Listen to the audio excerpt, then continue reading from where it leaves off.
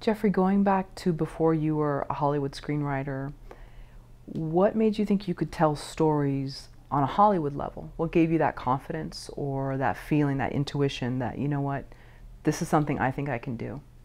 I think it's the ignorance of the young. I mean, you know, I talked to a friend of mine once, it was probably a couple years ago when I was home, and she said when I was like 8 or 9, she asked me what I wanted to do when I grew up, and I said I wanted to be a movie star. So I kind of always knew I wanted to work in film. I was, growing up, thought I wanted to be an actor.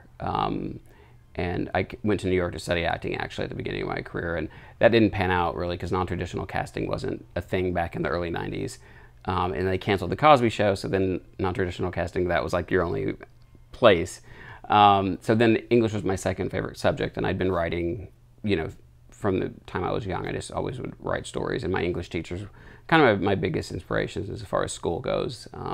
So I was like, well, I'll just write stuff to be in. So that's kind of why I segued into writing. But you just, when you're younger, you don't think of, you know, Hollywood does seem like this faraway magical place in a way, but you also are very naive about how the movie business is. So you think, oh, you write something and somebody likes it, and then they go out and pick up a camera and they make it, and then it comes out in the theater. And that's kind of, when you're younger, that's kind of all you could think about. You don't know the whole like convoluted, twisted process of screenwriting and, you know, getting something from page to screen when you're young. So you're kind of in that magical like illusion land where you can say, I can do it, you know.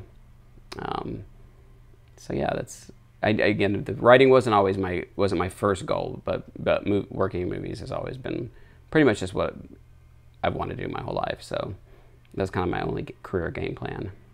Right. How small was the town that you grew up in? We had like I think 100 students in our graduating class.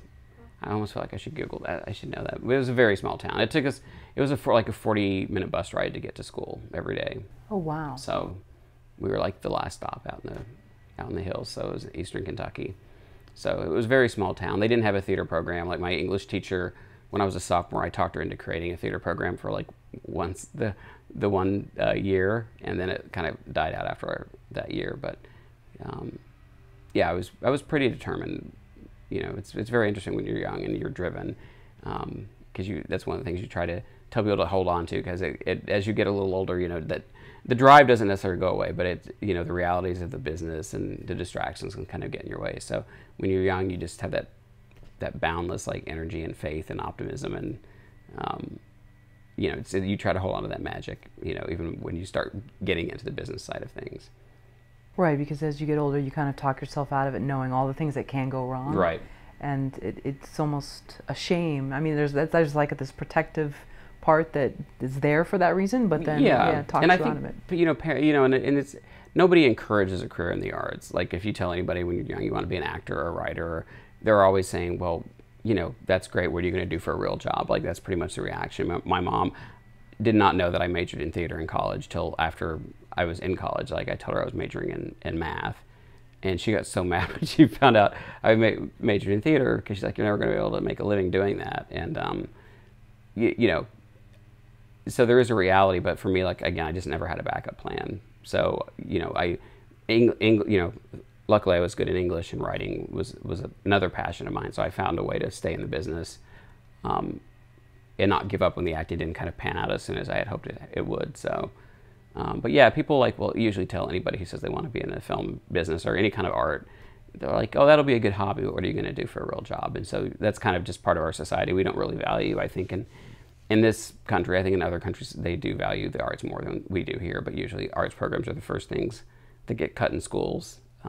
You know, it's like sports, number one, then science and math and stuff, and then the arts are usually kind of down here as far as priorities go, which is interesting, because I think the arts are probably one of the more helpful, just to help you as a human being to kind of grow and like expand your horizons, open your mind, and just, you know, also get in touch with your emotions. A lot of stuff that a lot of the other fields don't really emphasize or help you do. I think the arts, that's why a lot of people love the arts, but it is, you know, that's something I think we have to start valuing a lot more in our country. It's funny you mentioned sports, because I think I heard you say in another interview, and I laughed out loud when I heard it, that people that are into horror probably weren't people that were playing sports. Yeah, yeah. And they weren't the cheerleaders and they weren't the jocks. Yeah, and I thought that was great, because it's true, you develop this interesting imagination that when you're in that sort of herd mentality trying to be popular, all that probably isn't going through your mind. So maybe you can talk about that. And there's a lot too. I mean, you know, if you're an athlete too, like that's your whole life. Like you're always practicing. You're always, you know, when you're not at school practicing, you're practicing at home. You're watching what you eat. You're working out. So that's your whole life. So you don't. Yeah, I think you know, most of the people that I know who are artists, you know, they spend most of their time at home, like, you know, watching movies or reading comic books or, you know, doing kind of nerdy, geeky things, like just, you know, really playing in their imagination or with their imagination. And I think that's a kind of a common thing you'll find with artists is, you know, a lot of artists will, you know, didn't have like a big clique that they hung out with or weren't really, you know, super popular, and some of them were. But again, it is, you know, especially in high school, it's because I know it's like school's like a machine. You know, you have so many people. It's very important, obviously, getting education, but you have so many kids going through every year that you don't have time to, like, everybody's got their own individual personality, and you can't really get to know people. So you gotta have to shove them in boxes to, like, you know, just to process people. It's a weird thing that I've noticed as we grow up, because people still try to generalize, you know, in a way. And so that's even when I joke. It's not even joke, but when I talk about, like, you know, the jocks and the cheerleaders aren't the ones that were home watching a lot of horror movies. It's also because they were out practicing and doing their thing. Mm-hmm. But it's interesting how we still kind of keep those boxes as we get older, and you know, I sound a little bit like a hippie right now, but I don't know. No.